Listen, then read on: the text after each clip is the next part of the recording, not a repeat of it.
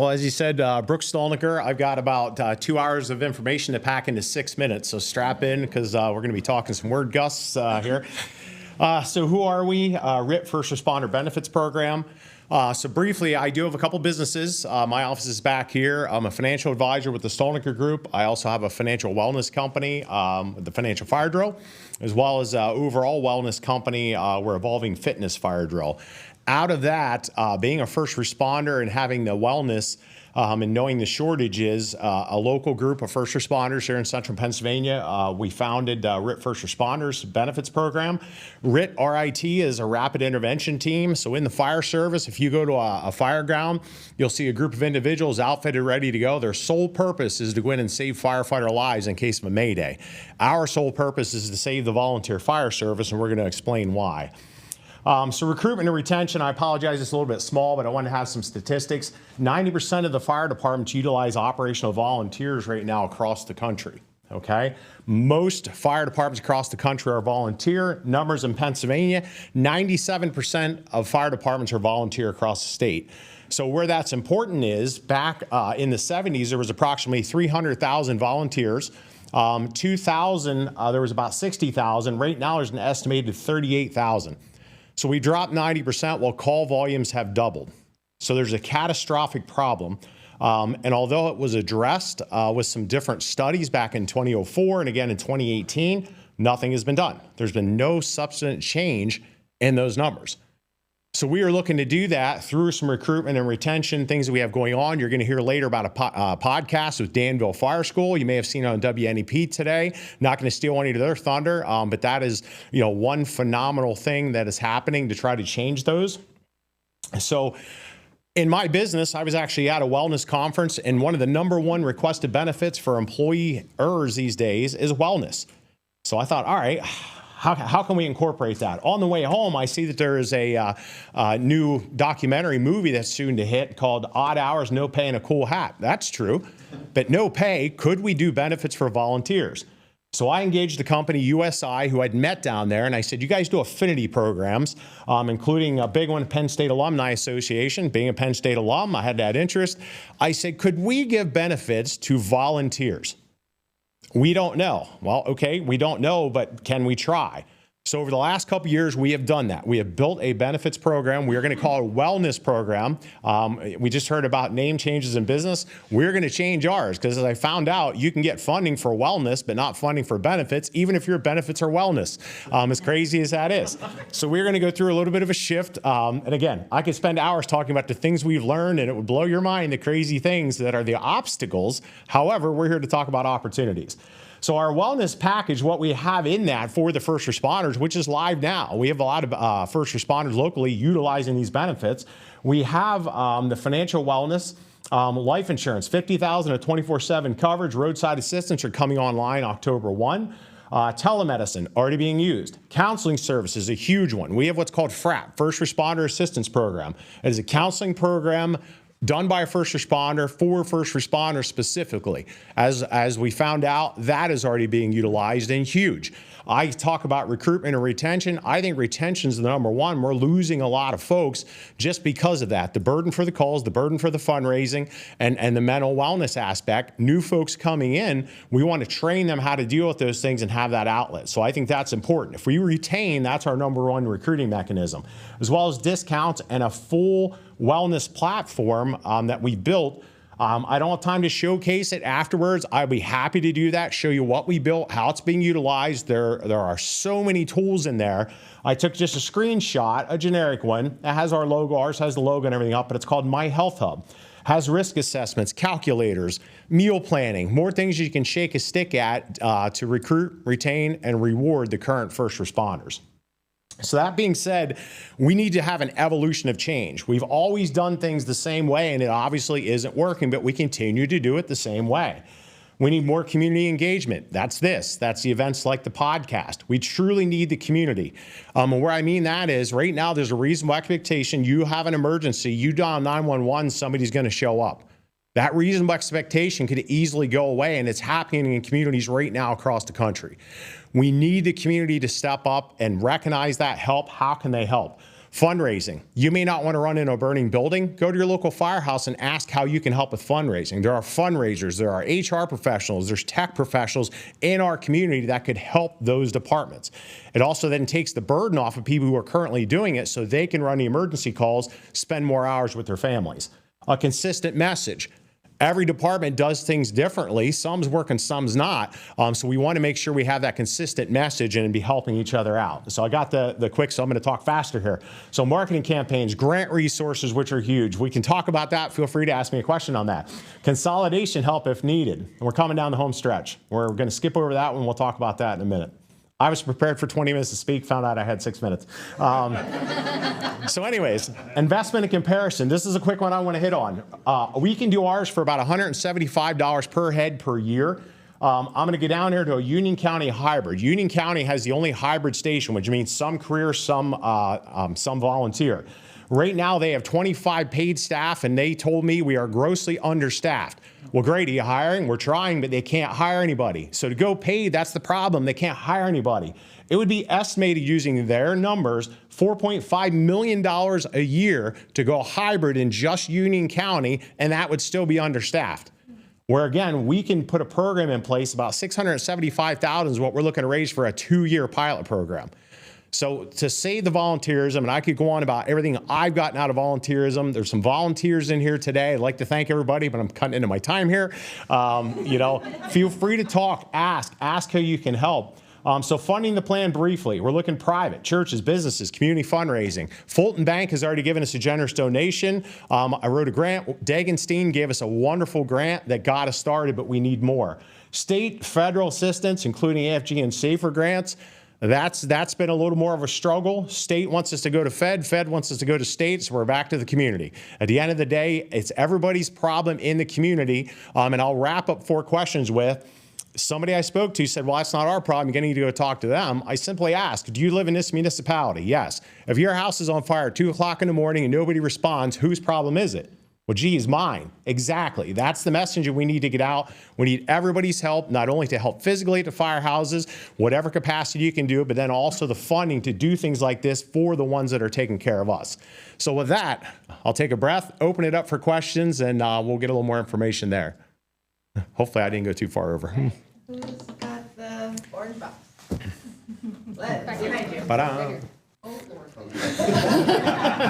EMS is on standby. Right.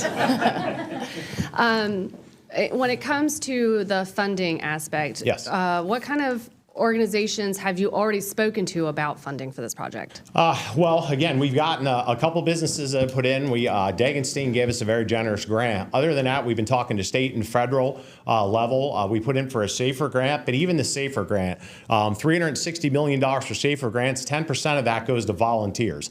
And most of that floods to the urban areas, so the rural departments that really need it, it's tough to get that. There was talk, state budget, they were going to go from 30 to 60 million for volunteer fire departments. Budget came out, it was down to 0, got stripped out. Those are some of the things, from a volunteer organization that, are the struggles. And any one of these volunteers, I see several of them here, can talk to you about that struggle. And that's not only funding for the buildings and the trucks, now the recruitment and retention, which I think is one of the biggest pieces, we're missing the boat on it. I'm wondering, and this may not work. Yep. Have you talked with CEDACOG, the CEDA Council of Governments at all? Because, I'm thinking this does tie a lot into economic development and the infrastructure, and the Appalachian Region Commission has a number of funding projects. Just wondering if you've explored that with any of those organizations. We have, and we're just getting started with Appalachian Region. When we first engaged CEDACOG, and I did that because CAPCOG, actually for 17 departments surrounding Harrisburg, runs a website, does recruiting, secured them a several $1 million grant. CEDA said, hey, that's not really what we do because every COG operates differently. So that's part of this is if CEDACOG doesn't do that capacity, who in our community does? So we're happy to hear, but CEDA has stepped up with the Appalachian and said, hey, this is something we specifically can help you with. That's great. And, and we'll take any help we can get under that realm. Yeah, so. I know the ARC funding usually is not statewide, if I understand correctly. I might be wrong. like, do not take that as No. fact. But I'm just thinking, even if it gives you like that initial boost to test this out in a few of the counties within the state, that might be a really great avenue to go through. We want to do that. I mean, myself, the folks that know me know I can be meticulous in things. I actually dug through everybody that got a Safer Grant award. We did not get one. And I saw a lot of municipalities and a lot of counties throughout the country applying on behalf of the fire departments. I talked to one department, they said, well, geez, we didn't even know they were doing it. So instead of us doing it as an organization, I think we need to engage the counties and the communities to help out in that respect as well. That grant rating help is greatly needed, even in the local departments themselves. There's grant money out there, AFG grants, but a lot of the departments don't know how to write the grant, so they just don't. Yeah. So, but great. I appreciate that. Great insights. Yeah. I'm not throwing it. Sorry, I just like. Thank you. As far as it goes with recruitment, what kind of avenues are you taking in order to get more people involved in the fire department? Wonderful question. First thing is just messaging. Tons of people think we're already paid. So as I'm walking our local fireman's carnival, they gave you an extra $20 at the fish stand and said, well, you folks don't get paid enough. I said, well, that's a $20 raise over what we got last year because we are all volunteer. Most don't know that. School clubs is a big one, engaging the youth. You're going to hear more about that at the podcast. But I can say there's now a club in Shikellamy, and we just got word we're getting a club in Warrior Run School District.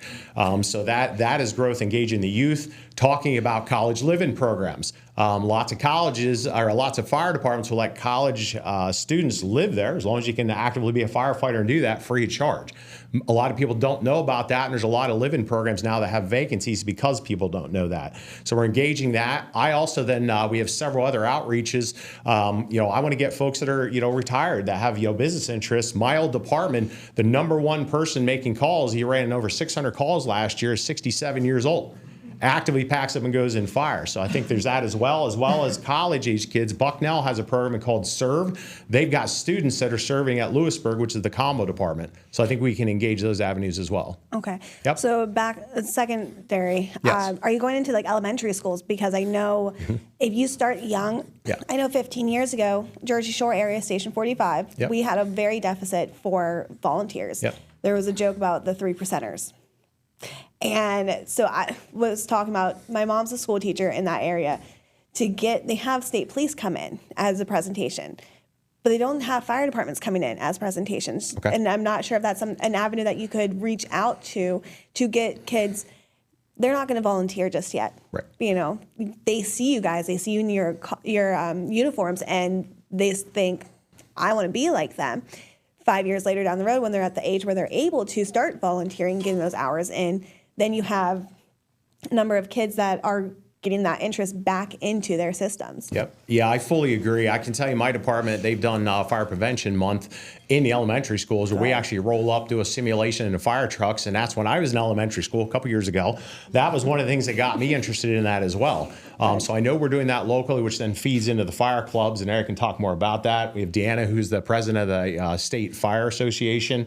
So a lot of those are being worked on, but we can always use more help to open those doors. So if they're not doing it in Jersey Shore, we can talk. All right. I'm not sure if there's, I know in that area a couple years ago they weren't, but I'm hoping that they change. And if not, and that would get back where I said about getting a connections. constant message or a consistent message Yeah. and making sure everybody's on the same page. I mean, we have a structure fire, we need help. We put a call out for mutual aid and they come in doing the same job the other department's doing. I think we need to do the same thing in recruitment and retention. Absolutely. So wonderful comments. So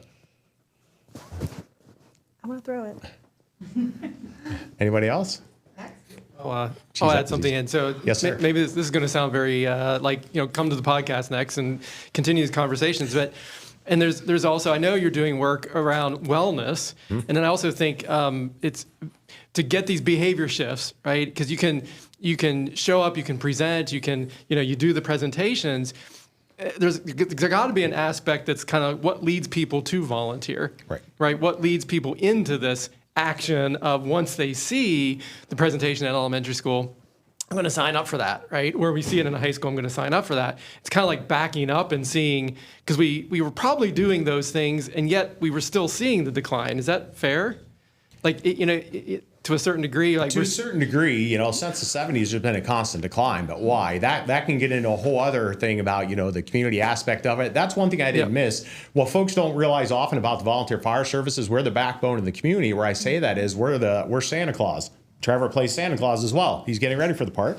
We're the Easter Bunny. That's where people go to vote. They love going to the carnivals because it is a community hub and aspect. We lose volunteer fire service, that goes away. Personal note, I've gotten so much out of that as far as structure, as far as training, mindset, motivation out of the fire service, which has helped in the business. And I think that's the messaging we need to give to the kids. So Eric has done a phenomenal job in working and building up that fire club, which you'll hear more about in the podcast. But it is a multifaceted approach. So far, a lot of us said, hey, we're doing this. Great. What else are you doing? There's so many facets and avenues we have to do this, from the psychological aspect all the way to even this, providing some type of a wellness benefit to do that. We need to, if we hit it from just like a fire, if we have a multi-pronged attack at this, we can make a difference. So. No, you're fine. Yes. No, that's fine. Back and forth. And we are expanding out our board from just first responders now to community members. So I'll throw a little plug in there because we do need help as far as our organization as well. So one question that kind of came up in this discussion, Sure. What is your process for educating the general public on what it means to be a volunteer firefighter? For me, I don't come from a family that did it. They all served in the military.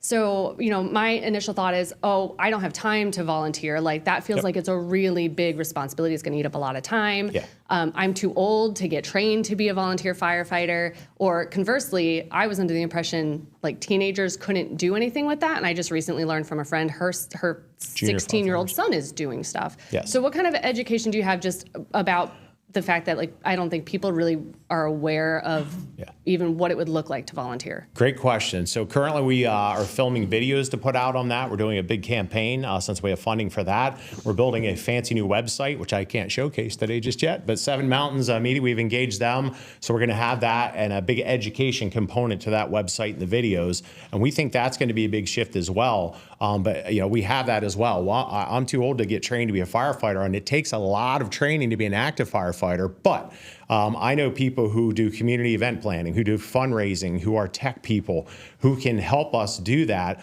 We had somebody step up and said, "You need a logo," which was on the screen earlier. I'll handle that for you. Thank you. And we did that. So there are all kind of jobs people can do besides cut people out of cars, fight fires. So the folks that want to do that can be freed up. Approximately, and Trevor and the other folks can opine on this, about 75% of being a volunteer firefighter is not running the fire calls. It's everything else. Managing the books, the fundraising, paying the bills, having the meetings we need, trying to recruit and retain. I see Walter back there as the president of fire company, like he gets that as well. So yeah, great questions. But we want to engage folks and let them know there is a job for anybody out there. It could be as small, I don't even want to say small, but it could be small as getting water. There was a huge problem this summer with hydration for fire departments. They didn't have in their budget to get water and Gatorade. So several businesses, I know ServPro, Susquehanna Fire Protection, stepped up and got that done so the departments didn't have to worry about that. Wow. Yep. I want to talk a little bit more about RIT, Sure. just because I know it's kind of the focus today, and that Yeah. is that program is like a completely new launch, new concept, and I think it's a great idea. Where are you kind of hitting walls? I see you have a lot of partners. I know that you do have some funding to sponsor a program, but where are you at? So where we're at right now, we're probably at about a quarter where we need to fund it. So we obviously need fundraising. That's been probably the biggest walls. And as we're learning, it's because of the benefit word, where we need to shift more to the messaging of wellness. Where I say that is we didn't get funding because they couldn't fund benefits, but the department reached out to us and said, "Hey, we got a large grant. We're trying to purchase a wellness program. Can you help us?" Okay, so here's the key. So that's the messaging. So we're hitting that. Other than that, it's been great. I would say there's a lot of walls, but we just launched the program to enroll first responders just hit September 15th. So we're moving. It's where I said I could opine a lot about the different evolution of this. So we're doing a 2-year pilot, and we were asked to do a pilot to make sure it works. So we want funding, and they said, well, we want to know your 5-year strategy, and we can't help unless we know your long-term funding. Well, we're a 2-year pilot. Well, okay, once you're successful for 2 years, we'll jump in and fund it, but we need funding for the first 2 years. Somebody said, why aren't you doing a 5-year pilot? We would love to, but we don't have funding for 2 yet.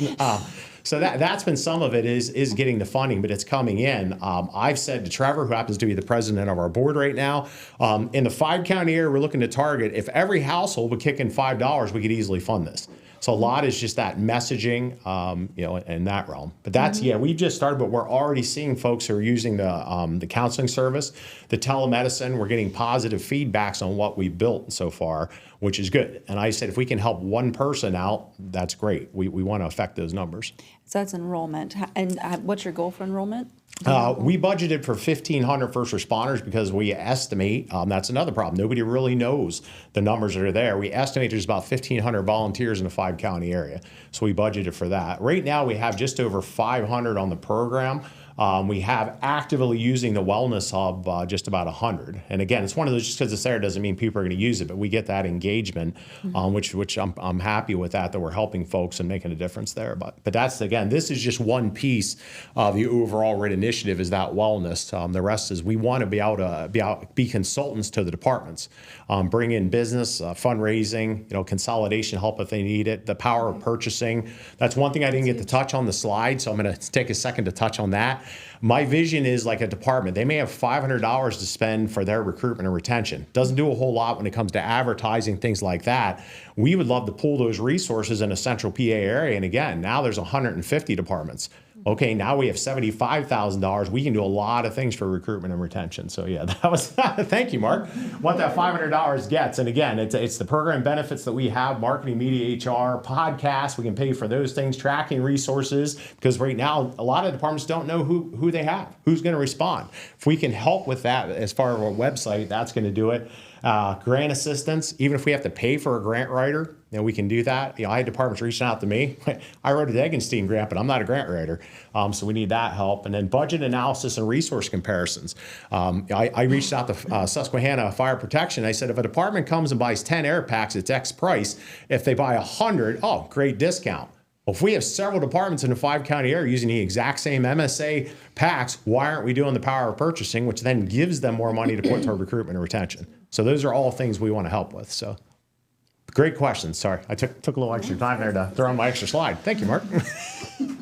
Yes, ma'am. So you said if everybody in the community gave $5, you'd be able to fund it. Every household, yes. Is it the Danville community? What area are you working with for firefighters? I used to be a firefighter in Bloomsburg and Montour Township. Awesome, thank you. 11 years, had to retire for certain reasons, but is it like just the Danville area? I'm not exactly sure what area you're working with. Are you working with Bloomsburg too? How do you know what community has $5? Our pilot program is 5-county: Columbia, Montour, Northumberland, Snyder, and Union. And we did that for the power to get people so that our benefits platform, we could do it as cheap as we could. USI works on volume, and they said if we can do 1,000 seats minimum, we can get things. MetLife is the provider for the 50,000 of life coverage. They created a special product for us, 50,000 of 24/7 coverage, not just in line of duty,